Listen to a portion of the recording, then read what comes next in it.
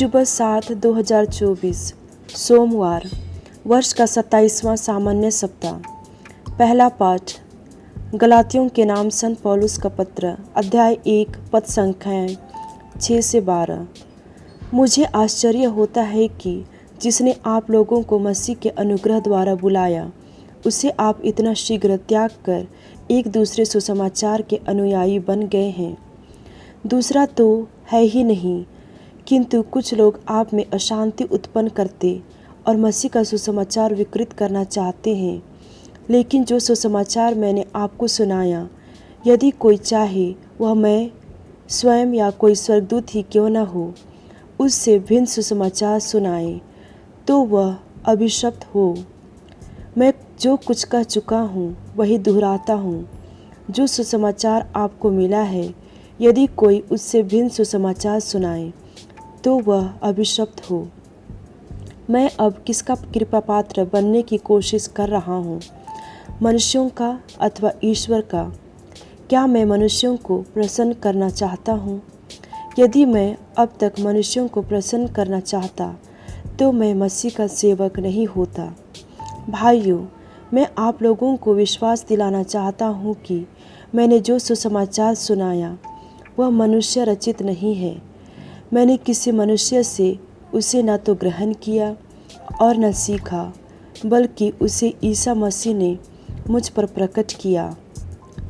यह प्रभु की वाणी है। संत लूकस के अनुसार पवित्र सुसमाचार, अध्याय 10, पद संख्याएँ 25 से 37 तक।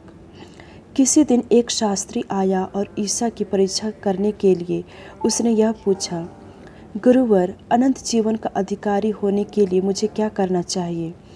ईसा ने उससे कहा, संहिता में क्या लिखा है, तुम उसमें क्या पढ़ते हो?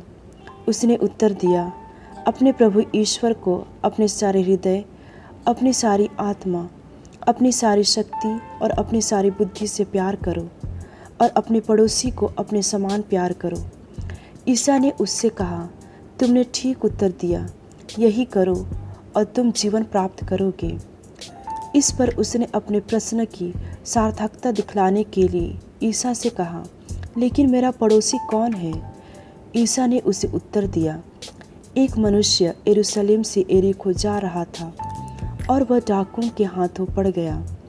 उन्होंने उसे लूट लिया, घायल किया और अधमरा छोड़कर चले गए।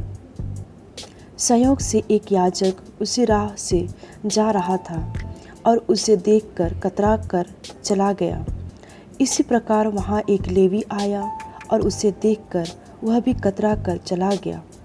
इसके बाद वहाँ एक समारी यात्री आया और उसे देखकर उसको तरस हो आया। वह उसके पास गया और उसने उसके घावों पर तेल और अंगूरी डालकर पट्टी बांधी। तब वह उसे अपने ही सवारी पर बैठाकर एक सराय ले गया और उसने उसकी सेवा शुश्रूषा की।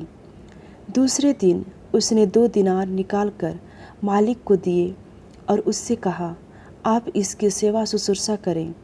यदि कुछ और खर्च हो जाए तो मैं लौटते समय आपको चुका दूंगा। तुम्हारी राय में उन तीनों में कौन डाकुओं के हाथों पड़े उस मनुष्य का पड़ोसी निकला? उसने उत्तर दिया, वही जिसने उस पर दया की। ईसा बोले, जाओ तुम भी ऐसा करो। यह प्रभु का पवित्र सुसमाचार है। मनन चिंतन। आज के दृष्टांत के माध्यम से यीशु हमें सिखाते हैं कि एक सच्चे पड़ोसी होने का मतलब किसी ज़रूरतमंद के प्रति प्यार और दया दिखाना है, चाहे वे कोई भी हो।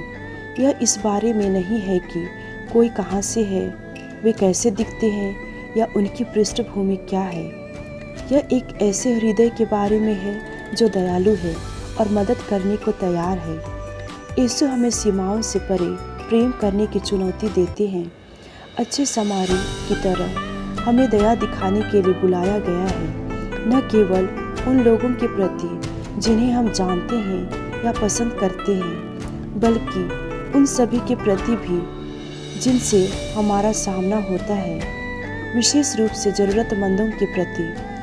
किसी को पार करने चलना आसान है, और जैसा कि याजक और लेवी ने किया था। लेकिन यीशु हमें रुकने, अपने आसपास की पीड़ा को देखने और कार्य करने के लिए कहते हैं। जब हम इस पाठ पर विचार करते हैं, आइए अपने आप से पूछें, हमारे जीवन में वे कौन लोग हैं जिन्हें हमारी सहायता और करुणा की आवश्यकता है। हम अपने कार्यों के माध्यम से दूसरों को ईश्वर का प्रेम दिखाते हुए अच्छे सामरिक की तरह कैसे बन सकते हैं। हम हमेशा अपने पड़ोसी से प्रेम करने के लिए तैयार रहें, जैसा कि यीशु हमें करने के लिए कहते हैं।